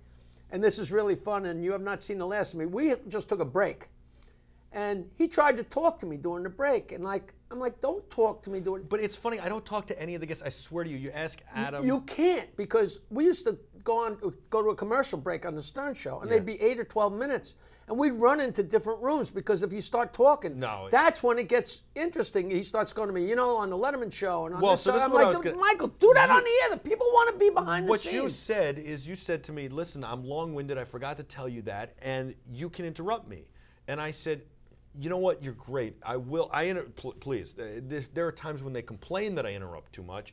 When I was a kid, I used to watch, and I always listened to Howard, and I would watch Letterman and Carson and Leno, and I always found it interesting when the guest could check the host could check their ego enough when they had somebody like Robin Williams on, and they'd basically pull the ripcord and let them go. They knew not to jump in, and there were some guys, like I would say Leno, who couldn't do that. They couldn't handle that. They needed to be the star. And it would, I just cut you off, but it's so frustrating, because it'd be like, get to what you're doing and get out. And I actually went and bought the Jack Paar collection. And it's unbelievable. You got to buy, especially your talk show host, Jack Paar, like he has Billy Graham on. Who would ever think that Billy Graham, the evangelist, would have anything to say that you want to hear? And he'd ask a question, and the answer would be 4 minutes long. He just let the guy, Robert Kennedy, he just let him talk, and whoever he interviewed, Martin Luther King, he let him talk, and it was like, whoa, because now, what are you doing? Oh, really? And when are you going to be there? And, you know, you're right. I mean, that's the thing is, I feel that you have to feel the guest out, and you have to feel, are they boring? I try to put myself in the audience's seat, and if I feel like it's getting boring, I'll jump in, or if I feel like I need to change the subject, I'll jump in, and then like you remember jokes, I remember parts. I didn't forget Paul McCartney. You said in the very beginning, let me tell you the Paul McCartney story, and we went, almost an hour before I actually and when you feel that just like when I'm telling jokes, if I'm getting a big laugh, I don't interrupt it. When the laugh trails, you start another one. When the laugh trails, you start another one. And so that's, you know, I try to do that, and I feel that you're great. This is about storytelling. You've had great stories. Why jump in when I have a question? I jump in. All right, you promised me this story. I promised you this story, but before we do it, you're talking about CES. I think I'm probably going out to the AVN Awards. This like next week? Yeah. I have no interest in porn. Yeah. I've never had any interest Really? in You porn. don't watch any porn? People never have believed me. I watch a lot of porn. I have never watched. I've never admitted that on the air. People don't believe me. Right. Michael, I have never watched porn.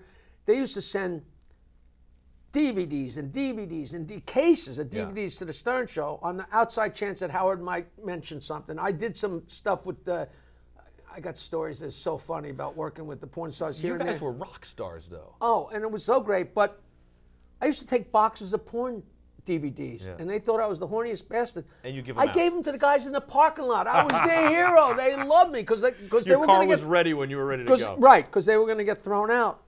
But the AVN Awards are just fun to go to because the Stern fans are rabid. Okay, they're great.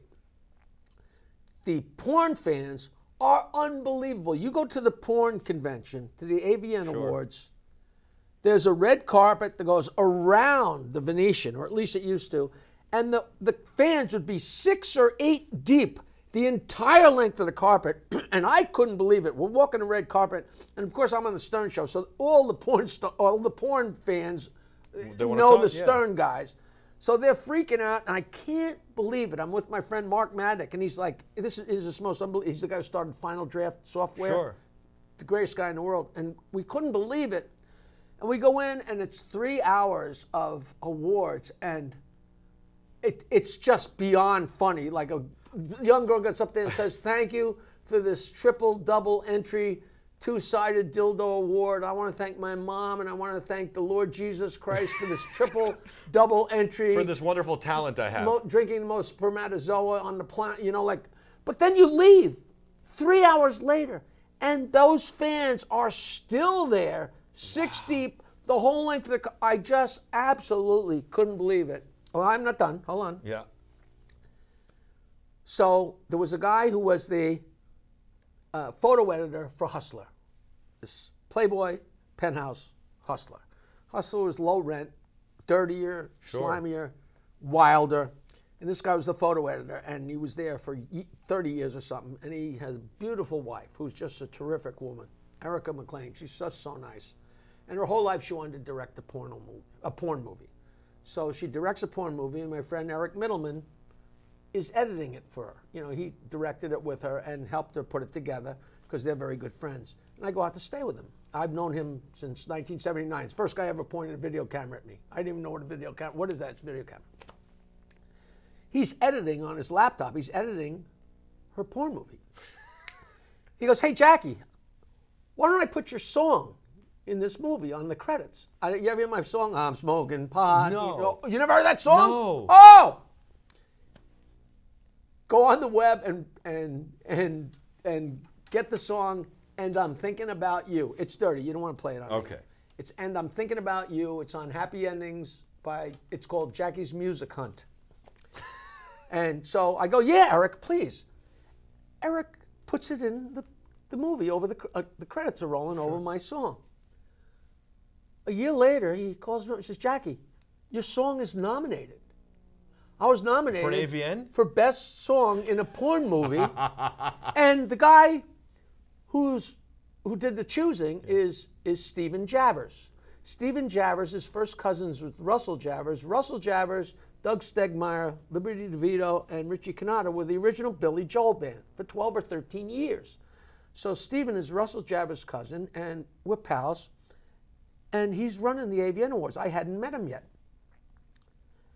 And I go, that's crazy. And Eric goes, yeah, it was picked out by, Stephen Javers. I said, Javers, that's an odd name. Is he related to Russell Javers? He said, yeah, I think he's his brother or his cousin. So Eric calls him up and says, Jackie thinks it's so great that you used his song. And Stephen goes, I had no idea Jackie Martling wrote that song. He said, I just picked it because I liked the song so much. So I'm nominated. So we went out to the AVN Awards. And meanwhile, you know at the Oscars, how they'll say, and the technical awards were given out last Sunday afternoon. You got the... It was a technical awards. I didn't win. Wow. But even if I had it would have been given away. And it wound up there were 15 songs nominated. But the point of the story is the AVN Awards were at the Venetian in this big room with garish red velvet on the walls. That's where they had the last Republican debate. Oh, the same room as I'm looking and I'm having a deja vu. It's the Republican national debate, and there's Trump and the other animals.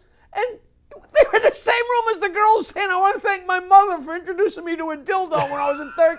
Oh, my God. So that's insane. So when you said the CES show used to run concurrently with AVN, which so all the guys say, oh, honey, I'm going to the CES show, I feel like I'm an adult film connoisseur. I don't know. Really? I watch a lot, I guess. I don't know. I used to watch a lot more. I used to get magazines, but I mean, I have some terrific off-color stories for you that just innocently involved me without me knowing. I was at the premiere of Private Parts, by the way, which is a lot like you mentioned, the red carpet 5, 8, 10 deep, all the way from 7th Avenue to 8th Avenue to enter the Garden. They not only let me come, we got shortchanged a lot of time being side guys on the Stern Show. But I got to go to that premiere with my wife, my wife's mother and stepfather, my wife's sister. Why would you get shortchanged? Why wouldn't Howard be like, you're my guys, let's go? No, but for this it was incredible. My record company guy, my manager's brother, my friend Burf. There must have been 12 of us came in the limo. And when you get to be a part of something like that and walk down that red carpet, there is no way to communicate to your friends and family what it was like. And here, they shared the experience with me. It was like, it was heavenly. Now the story you're talking about. So it's the scene in the movie. It was very weird because the way the movie is they become this huge show. Yeah. And at the very end, I kind of come aboard. Sure. It's like everything happened, and then I popped in and I got to jump on the caboose as they're going off the cliff. That's why I said that the Jackie joining the show was a gray area for me. Yeah, well, because it wasn't in the movie at all. But it was, that's kind of what happened, but that happened before we went to the moon. Right. You know, I mean, when he hit New York, he got big, but not like K-Rock. Not like what happened. But I'm in the movie. Yeah. So we're going to have a table read. And a table read is where the entire cast, whether you have 1 line or 20 lines or the star, the entire thing, you're all assembled in a room. And you read the script. When it gets to you, you know, one guy reads the action, and when it gets to Howard, he reads and Robin. But so my part in the script, and our new today, we have Jackie the Joke Man Martling. Hi, how you doing? All right, now we're playing match game. Blank Willow. And, you know, what do you got? Oh, I've got pussy. Oh, okay, pussy Willow. What do you got? And my line was, I've got pussy too. Gene was Howard's name in this because sketch. It was Gene was the match ray game guns. guy. Yeah, Gene, Ray sideburns or whatever it was. And, you know, I've got pussy too, Gene. So we're doing it. But I'm sitting there. I got couple lines, and I'm supposed to be funny, and I'm a good guy, and I'm, you know, I want to make it. I want people to have fun. So they get to me and they go, "What do you got?" I said, "You know, I got pussy too, Gene. Except I wrote it kind of sloppy, so I guess you'd say I have sloppy pussy." And they went nuts. Everybody went nuts, and they didn't know whether that was, you know. That was the only table read. It's months later, 2 months, 3 months, a month, whatever later. We're on set, and this is a big time movie. I mean, they got a guy who sits in my chair to look like me, and they get the light ready and the camera's focused and everything, and then he gets up and I sit down. You know, it's a big deal. It's a big deal. And there's 60 people, and I'm thinking they're all. I'm like, I can't believe there's many people watching. They said, what do you mean watching? They're all working. This guy's running the camera. He's holding the cable. He's holding the cable for the guy that's holding the cable. That's what our movie says. It's unbelievable. Like, holy Christ. Yeah. So all he can think about is they're all getting paid a lot of money. A lot of money. So the cameras, I mean, the clock is ticking. Yeah. Money, money, money, money, money, money, money. And we're ready to shoot the scene. Nobody has said anything to me. So I'm like, do I read what's in the script? Yeah. Or do I go with, I mean, I said something off script and it made everybody laugh, but nobody said that's good, that's bad. Sure. So all of a sudden it's time, and I go, I got pussy too, Gene. Blah, blah, blah, blah, blah. And we get done. Cut, you know, take two, and the producer came over to me and said, do you remember what you said at the table? I said, well, of course. He said, why don't you say that? Okay. Well, I wrote a sloppy, Gene. I got sloppy pussy. And it was one of the funniest lines in the movie. Well, and then it's followed by But the whole thing. Yes, the whole thing. Yeah. But it was like, it was very weird. You know, like nobody had ever told me what to do or what not to do. And like, I'm watching the money click away 60 people times $4,000 an hour. And you don't want to be the guy. I don't want to be the guy say, who the fuck you, oh, excuse me. What are you doing? You're going to rewrite the script? Who do you think you are rewriting the script? You know? And then everything I've ever heard is you read what's on the page. Right, and then you get back to the radio, and Howard talks about that for 3 months, how Jackie burned up the production money. Exactly. He had to be funny. He had to be the star. Yeah, right. So which is so harmless and so funny, and meanwhile it was a really funny line in the script. It was. Did you work on the movie at all, or was that? I got to sit. I sat for 2 days. I sat next to a naked Jenna Jameson, who was the first woman who got naked on the air. Yeah. But in reality, I was not at WNBC when the first girl came on the air and got naked. But that's a funny story too. I used to work in Philadelphia, like I said earlier, and there was a place called the Comedy Factory Outlet. And I used to work there, and there was a girl who worked the door. And comedy hasn't changed at all. She worked at the door so she could get some stage time. Her name's Maria. And very early on, I listened to the show. Like when I was on One Day a Week in NBC, that was when I listened to the show, to see if he's going to use what I wrote and stuff like that. And I can remember like yesterday, because I was standing, for whatever reason, I was standing on a step stool in my kitchen. I don't know why. I just remember that. Because it wasn't even Gary. It was Boy Lee, I think. And he came in and said, Howard, there's a woman here who wants to get naked. And of course it's radio. So people have no idea but nothing was ever faked on the show. Right. It really never was. Hey, pretend you got your clothes off, So this woman came in, and she was wearing a full-length fur coat. And Howard said, who are you? And she said, my name is Maria. I work at the Comedy Factory outlet in Philadelphia, and my favorite comedian is Jackie Martling. I swear to you, Michael, if there's tape of that day, she said that, because I would not have made that up. I almost fell off the step stool. I'm like, because, I knew her, and I knew who she was, but I didn't flirt with her or fool around with her. And she liked me, but we all liked each other. We were all struggling. We all stunk, And, it's funny, there was a two-man group that was Dom Herrera's wife, Lisa Mendez, and Michael Patrick King. They were a man and woman group, and Michael Patrick King, it was the head guy on Sex and the Single Girl. Sex and the City. Sex and the City. Yeah. Really, really talented, wonderful guy. There was a lot of people that came out of Philadelphia, but that was a wild time. I think the stories are amazing. I love the Stern Show. I love when you were on it, and I want to come see you perform. Jokeland.com to find out more. Jokeland.com. Where do you live? You live in? I live in Fort Lee, so I'm going to come see you in Philadelphia. I'm going to be at the Parks Casino on January 20th, and I'd love you to come. The Prince Theater the casino's fun, and it's crazy, but the Prince Theater is a theater show, and it's me and this guy. Well, Rich Harkaway is opening for me at the Parks Casino, and also at the Prince Theater. He's a heavy-set urologist, and he's really, really funny, and he's a really good guy. And he's opening both those shows for me. And the Prince Theater is January 30th. It's Saturday night at 8 p.m. And I'm also, January 20th at 9 o'clock in the morning, I'm doing WMMR. I'm on the air with, Preston and Steve, I think is the name of the guy. I should remember. But it's the morning drive time group on MMR, and it's funny because WMMR was where John DeBella was. John DeBella was on WMMR, and we were on, when we started in Philadelphia, it was WYSP. And DeBella, who I actually knew from Long Island from the 70s, had like a 13 share, which in radio, it's huge. Like when we were killing in New York, Howard had like a 5 or a 6, and 13. He was indestructible, and we chipped away and beat him.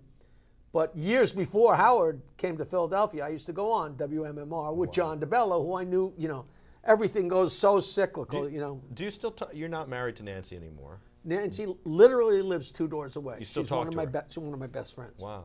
And she's so great. Does she still have a music career going? She still plays. She still acts. She's doing a million different things. NancySirianni.com. She's a great singer-songwriter. She was so supportive of you, but you were so supportive of her career. It's funny because we got divorced and everybody was like, oh, Nancy took half your money. Nancy did not take half my money. Nancy took the half that she earned. She made it so all I had to do was be funny. She was brilliant, and people give me a hard time. They go, oh, you're a pussy whip. No, I'm not. I'm a smart guy. I know where my bread is buttered. She showed up one day in 1981, said, listen, I quit my job at the studio. She was a studio manager at the same time as I was a studio manager where I was doing it. And she said, I want to quit my job, and I think we could do great things together. And damn it, you know what? We did. And we went to the moon. We worked like dogs, and we had no idea what we were doing. And she had the ultimate faith in me, and I had the ultimate faith in her. And, marriage is hard. Yeah. And for reasons that are too personal, we had problems, but we were friends before we got married and are still dear friends. And her time is still to come. I'm telling you, she's still, she's no spring chicken. She's much younger than me, but she's no spring chicken, and she looks great and takes care of herself. And I not only wish her the best, I need her to take care of me when I get old and feeble. And you too, Barbara. I like that, that you guys parted the closest of friends. Not to steal a line from a Billy Joel song, but that you stay in touch, that you stay close, and you have good feelings. I think that's the right way to do it. We had so many mutual friends and so many, and we're both from Oyster Bay, and, it's a tightly knit gang, I can't imagine it any other way, At Jackie Martling. At Jackie Martling. I tweet a joke every day at 4:20 p.m. International Marijuana Time, JACKIEMARTLING at Jackie Martling. And if you want to get dirty jokes in the mail every month, Jokeland, JOKELAND at AOL.com. If you email me at that address and would like to hear maybe the funniest song you've ever heard, I'll be glad to email you a copy of And I'm Thinking About You, which is a love song, but I had a radio show for 8 years, and that was the theme song of my radio show. You had a radio show, you're talking about on Sirius? On Sirius. It was on Howard 101. On Howard 101, it was Ian Carmi, it was called Jackie's Joke Hunt. I listened to that show many times. And, and everybody loved it. We did 402. Why did you stop doing it? Howard just yanked the plug. Really? And everybody loved it. Are you serious? We had a guy on.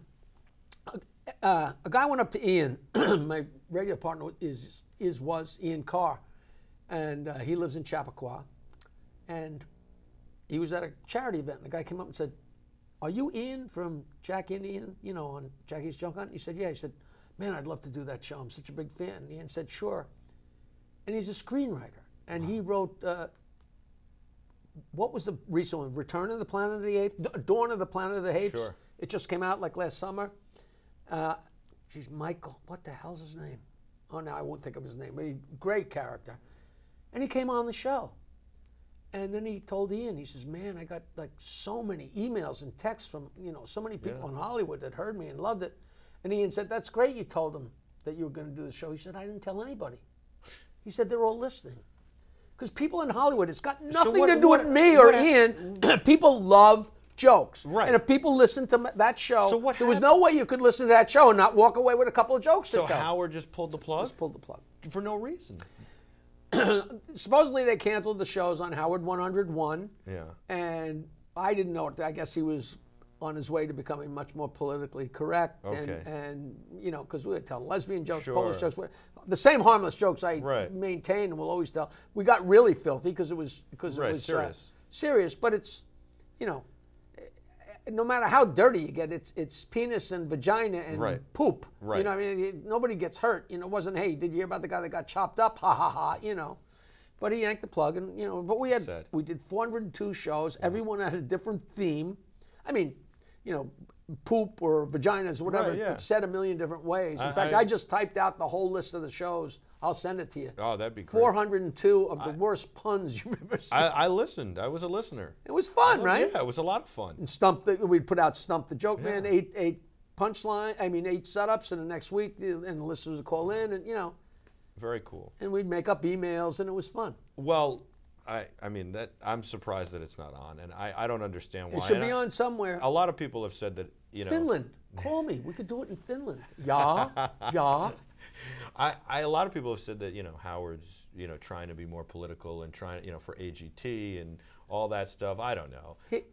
Listen, you gotta, whatever floats your boat. Right. Do you talk to him anymore? Not really. I sent him a happy birthday. Hello, hello, how you doing? Happy birthday. But you talk to Fred? I went to lunch with Fred maybe a year ago, but he's my pal. We're still friends. I love him. I went to lunch with Robin a couple of weeks ago, and then went to her place because she's involved in this thing, and I'm thinking of maybe doing it. My jury's still out on her a little bit, but she's so nice, And people say, "Oh, Robin hates you," and you hate she was my sister on the show. Right. We broke chops, Sure. There's no animosity, As far as I know, there was. It was always just fun. But people say, "Well, how could you let Howard say to you what he said?" Some of the things he said to me, I wrote. Like I'm sure that they'd be angry at me for this, that, and the other thing in real life. But it was the show. I never changed my stripes. It's funny. People ask me, "What happened? Why'd you leave the show? And what happened exactly?" And when I tell them, they'd say, "You said that 15 years ago." I said, "Well, because it's true. It's the truth." I don't.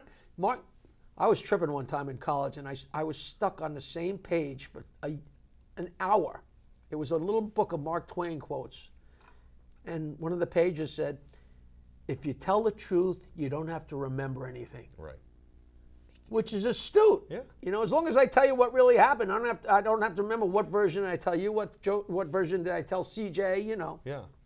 Well, I thank you. Thank you for sharing. I think it's interesting, and the behind the scenes is interesting, especially because you know, I think that the picture was painted that about you and Robin not getting along, and everybody has always, I as a listener have always believed that there was something else that went down other than it just being about money. But like I said, getting up so early myself, I always felt, and having met you several times and talked to you, that, you know, yeah, that it's just, listen. You know, it's funny.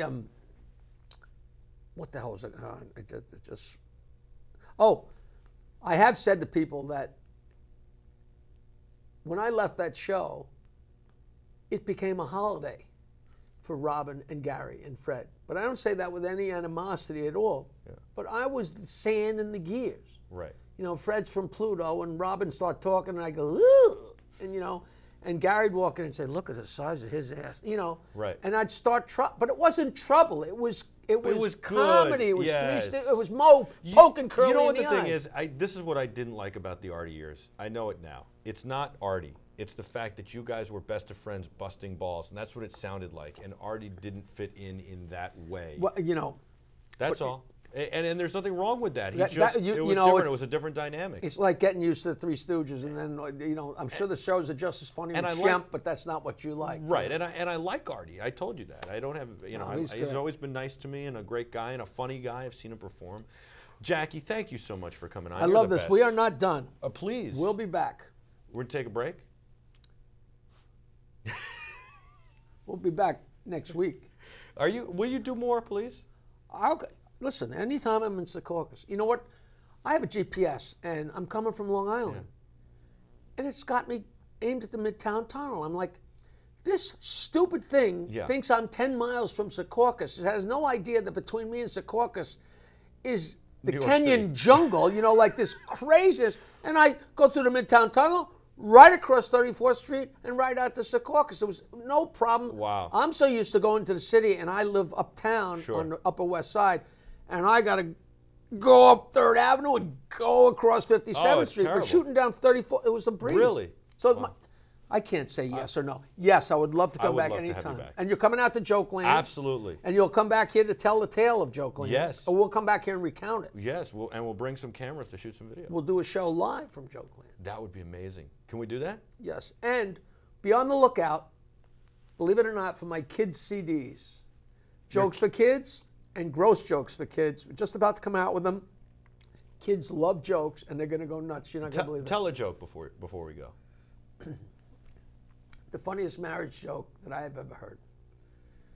The wife says, "Get out! Get out! Get the fuck out!" And as her husband's walking out the door, she says, "I hope you die a slow, painful death." He says, "So now you want me to stay?" I like that. That's a great way to end. The legendary Jackie the Joke Man Martling. More jokes at Jackie Martling. Tweet me. And jokeland.com. You got to find out the dates he's performing. He's told them to you several times, but go to jokeland.com to find them out. He is the best, and hopefully we'll be back soon. And, of course, we'll go out to Jokeland and bring you some action from there. We got a lot more planned. I'm so glad he came in. You are the Terrifics. You make BeTerrific special. Don't go anywhere. We have a special edition of the Michael Artsis Show that was taped last night. It's going to roll right after this with Bob Levy and his son's band. By the way, Bob Levy, you asked me about him, and I forgot. In 1983, I had started on the Stern Show, and I was working 1 day a week for free. And my mind's always going, how am I going to ka-ching? I called Mark from Rascals. I said, how about this? I go into the Stern Show at 4 o'clock on a Tuesday. I tell everybody I'm going to be at Rascals that night. Everybody comes to Rascals that night, and I'll host open mic night. I'd tell people we had a good crowd on Tuesday nights at Rascals, and I had 6 or 8 or 12 auditioners. Some came every week, some came every once in a while. And this guy went up on stage, and he was so disgustingly filthy, I couldn't believe it. And I went up after he came off, and I said, let's have a big round of applause for Reverend Bob Levy. I named him Reverend Bob Levy. Yeah, he told that story yesterday, and you kind of discovered him too. Well, I didn't discover him. Well, he came up and performed, and I, you know, yeah, but by calling him Reverend, it gave him like a little kitsch, you know. And you pushed him along. Well, yeah, you know, but you know, it's generous. Not every comic in the world. Well, but you know, it didn't cost me nothing. Yes, was I encouraging and nice? Yeah. You know, I love it. Years later, every time I meet somebody, they say, "Oh, you know, Jackie was nice to me. Jackie was nice to me." I'm gonna tell them one more story. To hell with you. It's the Jackie Martling Show. I met you, Yeah. and what I do, the first thing I do is I send you CDs. Yes, absolutely. I just have always done that. That's how I met Howard Stern. I sent jokes blind to Rodney Dangerfield. Wow. He called me up. You know, that this has been my forte. I wrote to Gershon Legman in 1978, and we were pen pals. He was the collector of dirty jokes that they referred to in The Aristocrats. Like, I knew the Aristocrats joke 20 years before the movie came out. Wow. You know, so he just was a character, and I knew that joke, and then I saw that joke was the last page of his second book. I mean, like, the bond was crazy, and I have no idea what we're talking about. What were we just talking about? We're talking about how you're so generous to people and so I got albums out. Yeah. You have no idea how thrilled I was. Like, I put together this tape. I gave them to everybody. I remember I was at the East Side Comedy Club on a Friday, and I gave an album to Jerry Seinfeld. I said, "This is my album. I put out an album." He said, "You put out an album?" I said, "Yeah, I did it myself." And the next night, he said, "That was a pretty good album." I said, "Did you really listen to it?" He said, "Yeah, I lied in my bed. I listened to both sides." He said, "Well, that was a pretty good night." I said, "Jerry, it was a couple of different nights. I edited it together." And he said, "You can do that?" And to this day, I don't know whether he meant you can take stuff from different nights, or did I have the capability of chopping it up myself. But I was just thrilled that he had listened to it. Even if he lied about listening to it. Why would you make an album? Why would you make an album? So I can't give it to enough people. So at the Fort Lauderdale comic strip, which was one of the first places where I was selling the album at the door, it was really funny because, you know, the other comics just sit there and make fun of me, and it was just, it was a whole show. It was a great show on the way out the door. Yeah.